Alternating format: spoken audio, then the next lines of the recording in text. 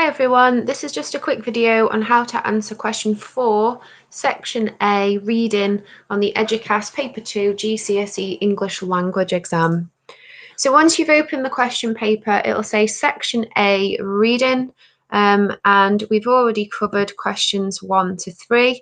As you can see, there are 6 questions in total. This video is just going to focus on question 4. For question 1 and question 2, you need to read document 1, which it tells you to do there at the beginning. But when you've got to question 3, it tells you to read document 2. And if we keep scrolling down, there is no change of instructions. So we know that for question 4, it's document 2 that we need to stick with. So remember, document 2 is the newspaper article on dangerous dogs by Catherine Bennett. You can see it's worth 10 marks, this question. So again, it's quite important. We go from a 3 marker to a 10 marker, so you must pay attention. We've got lots to do here, and we also need to spend a bit more time on it as a result.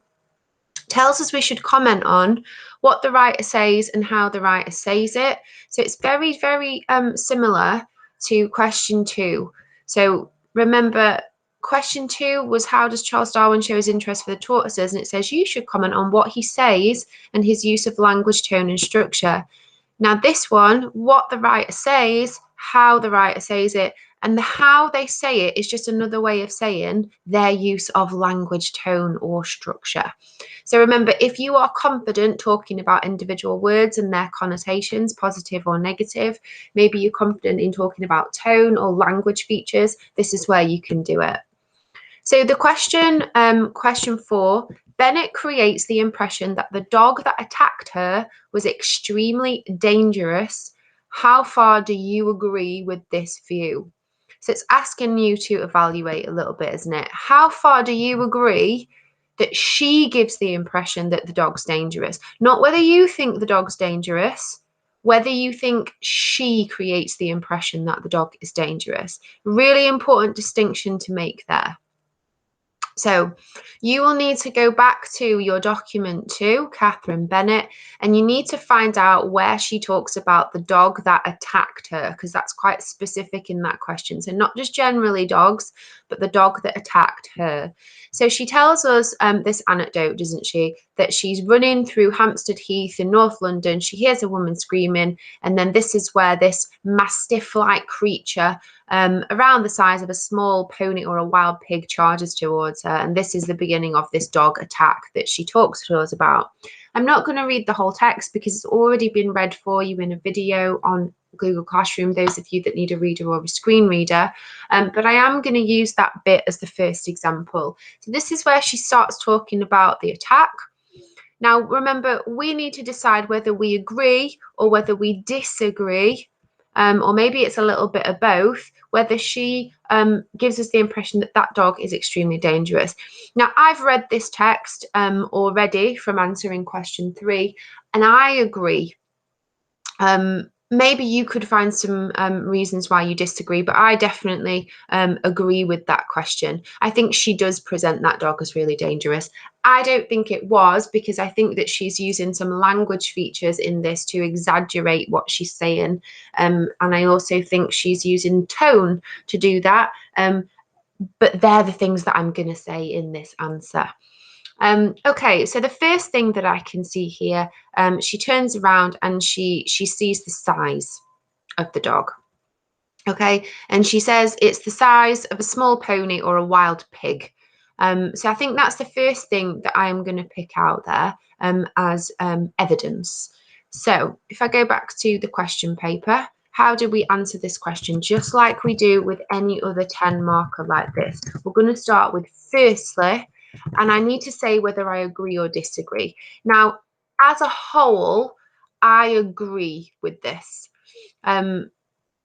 You have to write whatever you think is correct. So, firstly, I agree that Bennett gives the impression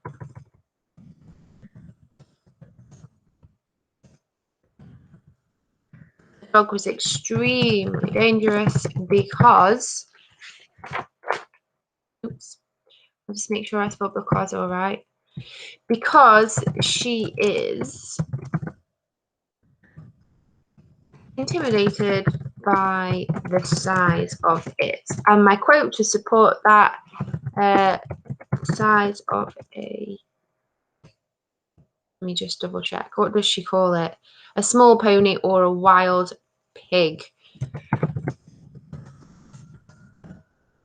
So we get the idea that this is a large animal.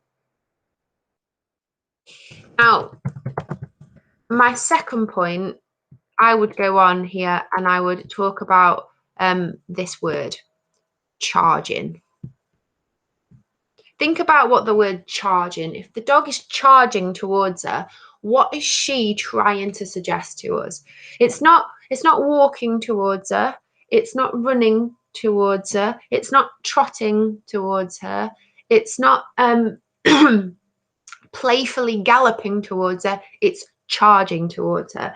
So why has she chosen that word charging? What are its connotations? What is she trying to get across to us as the reader?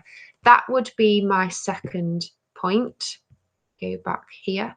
So secondly, then it uses the verb charging. I'm not going to write the rest of it. I'm going to let you do it because I'm sure you all know what I'm getting at. And that would be how the writer says it, because we're commenting on her language. So not just what she says, but how she says it. Does her using the word charging give us the impression that she thinks the dog's dangerous? I think it does. You just need to finish off the rest of that bit to make that make more sense. Now, remember, it's a 10-mark question, so 10 points where you use an idea and you support it with a quote and you talk about language would be fantastic. But remember, it's not easy to make 10 points that are all wonderful and perfect in 15 minutes. In fact, it's very difficult. So just like we said with question 2, aim for 6 to 8 points to answer this question, but you must make sure each one is supported by a quote if you want to get a mark for each one. Set a timer on your phone for about 15 minutes and just see how much you can do. Like I said for question 2, don't worry if you can only get 5 done and then your timer goes off to tell you finished. That's absolutely fine. Do that and move on to the next question.